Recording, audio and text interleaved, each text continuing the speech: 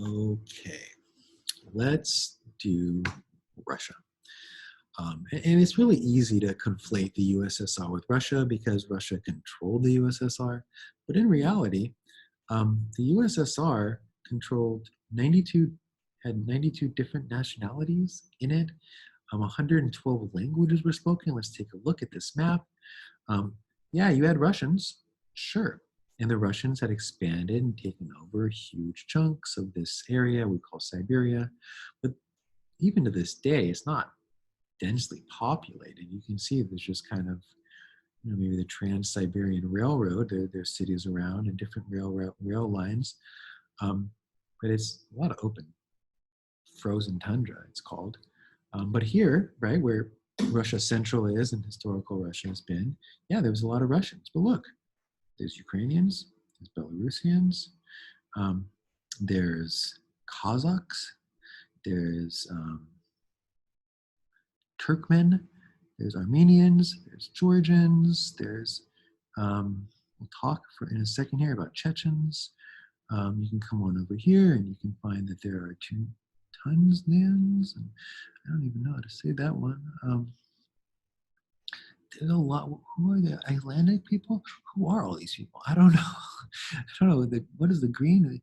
These are these are like ethnic Siberians. These are like Native American relatives. Don't forget that. Native Americans came from this area.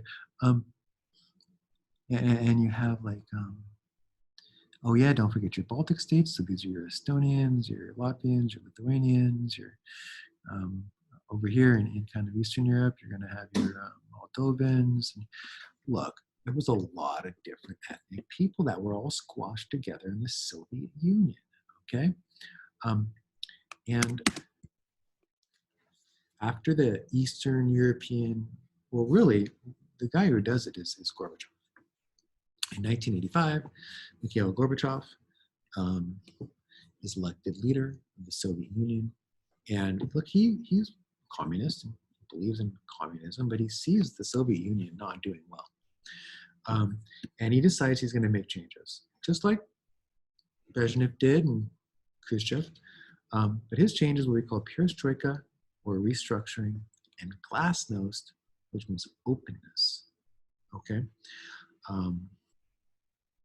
19. Let me just. Okay, so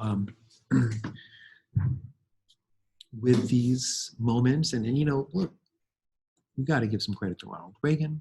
Ronald Reagan saw Gorbachev and really formed a relationship with him, and helped kind of nudge Gorbachev down the road to perestroika, to glasnost. He allows some businesses to be owned by individuals. He allows the newspapers and the media to operate without heavy state control. They used to literally write the newspapers. Maybe they still do under Putin, or some of the newspapers. I don't know. I'm not going there. Vlad, please, don't come at me. Guy's scary. But he makes some early changes. In 1986, there's a nuclear power plant meltdown in a city called Chernobyl, which is in the Ukraine. This is a huge disaster. It sends a nuclear radioactive cloud across Russia, destroying the land. All of the land that it goes over for the next 50 years cannot be farmed on. Ukraine was great farming land for Russia. It can't be herded. Animals can't eat their heck. The cloud actually made it to Scotland, okay, UK, and you still can't eat sheep from Scotland because the cloud got there and they're eating the grass, and it's horrible tragedy that takes place. It's also an embarrassment for Russia because they didn't report it, and other media sources in Europe had to report it. It made them look like they were falling apart. You have this losing venture in Afghanistan going on that we talked about in one of our sections where the Soviet Vietnam, right? The US gives money to Afghanistan, they defeat the Soviets. You have Chernobyl. In 1989, Gorbachev makes an agreement to end intermediate range nuclear missiles. So now we're not just cutting our nuclear weapons, we're cutting the delivery systems, right? You can't, it doesn't matter how many nukes you have if you can't get them anywhere, right? Walk them over and then push a button and, blow it up. You can't do that. In 1988, he allows elected parliament. And he actually says it doesn't have to just be the Communist Party. So he's trying to, but he wants to keep the Soviet Union together while doing this. He says, look, we're going to maybe give each country independence, but we want to still stay together. We want to stay mostly communist. I believe in this stuff, but I'm going to give independence to each individual country. And quickly they grab their independence and then they try and pull away. Both the USS and the USSR wanted to cut their military budget. That's in part why he made this agreement to eliminate. And he stops giving money to the Eastern European countries to pay for the military and the people to man the borders and stuff, which allows them the freedom to do their own thing. Okay, so this is the man who ends communism. And in 1990, the Berlin Wall falls. Do we credit Reagan? Yeah, a little bit. Bush the first, maybe a little less, but sure. But it was Gorbachev. Okay, and even Khrushchev and Brezhnev played a large role because they were winding down communism, winding down the strict, crazy Stalin system. Okay, we say in 1991, Gorbachev gets arrested by the old party bosses. They say, you can't do what you've been doing, dude. We're gonna arrest you. And a guy named Boris Yeltsin says, well, I'm going to become president. I'm the president of Russia. Russia is no longer part of the Soviet Union. He pulls Russia out of the Soviet Union. If you look, you can see, okay, well, these were the satellite states. These were the Eastern European countries. These were the Soviet countries. These countries were actually part of the Soviet Union, and they're all independent countries now. Well, except for maybe the Ukraine. We'll talk about this, the fact that Russia took some of that land. Yeltsin moves to a free market economy, but what happens is he allows the rich, who are mostly old government officials or family of the old nobles back in the day, hundreds plus years ago, to take everything. So all of the businesses, all of the government-owned businesses, which were all of the businesses, are being taken by a small few, by government officials, KGB work types, really high-level military types, and the old rich, the oligarchs, the old rich nobility who always had all the money in the first place. And in the 90s, there were terrible times for the Russian people. They suffered greatly because, you used to be poor, but you had enough to survive. There was always food on the table. There was always a roof on your head. You always could see the doctor. But here, you're poor, and there's no one giving you food. There's no one, keeping you afloat. And the Russian people suffered greatly. There's a mass exodus of Russians leave as quickly as possible. Poverty was not the only problem. We're going to find out that this little area called Chechnya in the early aughts, in the early 2000s, is going to try and pull away from the Soviet Union. They say, look, Georgia did it, Azerbaijan did it, and Armenia. We want our independence too. The Soviets say no. This is a Muslim country, okay? And there's this moment where they kill a bunch of school kids. It's horrible what they do. They booby trap the place. The Russians try and invade. And everyone is killed. There's this horrible situation. Bombs go off. They use terrorist attacks against Russia in the early 2000s. In 1999, Boris Yeltsin resigns, and Vladimir Putin, an ex-KGB guy who, oh, by the way, got crazy rich when the Soviet Union ended, takes over. This guy scares me. Take it easy, Vlad. I'm not against you. That guy. Anyways, and he's going to kind of go back to the old Soviet model. He's going to bring back, the true secret police. But if you talk bad about him, he might kill you.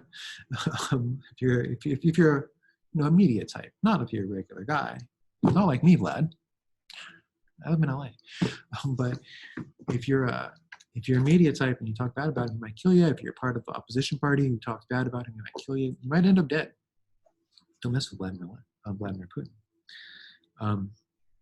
He takes over the oil industry. He says, private company, you can't have it. Government will take the oil industry. Think you will take that profit. He starts stomping out opposition by force. He tries to take control of the media. He really does kind of go backwards to more of an authoritarian style ruler. He is an authoritarian style ruler. Not a totalitarian. You can kind of have your own business, and they're not crazy communist. So he's more intermediate, but they didn't go full freedom, capitalism, democracy like had been hoped, in a large part because of during the transition, too many people got crazy poor that they were willing to listen to Vlad. I mean, if you talk, my mother-in-law, who's born and raised Russia, she came here in the 80s. She loves Putin. She thinks he's awesome and so strong. What a strong guy. The way that he spoke to other Americans, made us look terrible, in her opinion. He also gets to be involved internationally with he starts to get his fingers out there in other countries' business. He gets involved in the war in Syria. There was a civil war in Syria, which he decides that he's going to pick the winner. And he does. He allows the leader of Syria to stay in power. In 2014, he was it 2014? They had the Olympics that year. I think it was the Winter Olympics. And he takes Crimea. The Russian military comes in and they take part of the Ukraine. Now, Crimea was historically Russia. I mean, going back to Catherine the Great, she took Crimea. So he says, look, there's just a lot of Russians there, and it's historical Russia. So since the Ukraine is kind of moving towards Western Europe, they want more democracy and more freedom, and economic freedom, individual freedoms, and less authoritarian. He says, I'm going to take Crimea. And then later he said, I'm also going to take these areas because there's more Russians. So he's being much more aggressive internationally. The U.S. did not stop him, but by stopping him, that would mean we would go to war with Russia. And I don't think we're going to go to war with Russia, big, strong, powerful Russia, just for a little bit of land in the Ukraine where the majority of the people are Russian anyways. And most recently, I mean, he was accused of being involved in elections in Western Europe, in the United States, trying to influence elections and choose people that he thinks would work with him. Putin, that guy, he's tough and a strong proponent of doing things that are right for Russia. I mean, think about it. The reason that he's out there trying to do this stuff, all of the things I just mentioned, is because they help Russia. And if you're a Russian, you're like, yeah, this guy is doing what's right for me, kind of thing, right? So, people in Russia think he's great. And Russia today, they were number 2 with the U.S. for a long time. And then in the 90s, they fell hard. And now they rebounded under Putin. He did help get Russia back to being one of the probably second or third most powerful countries militarily in the world. Influential, right next to China. Russia and China oftentimes kind of ally themselves militarily and try and equal the U.S. and Europe's power and economically. Hey, Putin's done good things for Russia. That being said, individual freedoms and democracy and economic freedoms have eroded under Putin.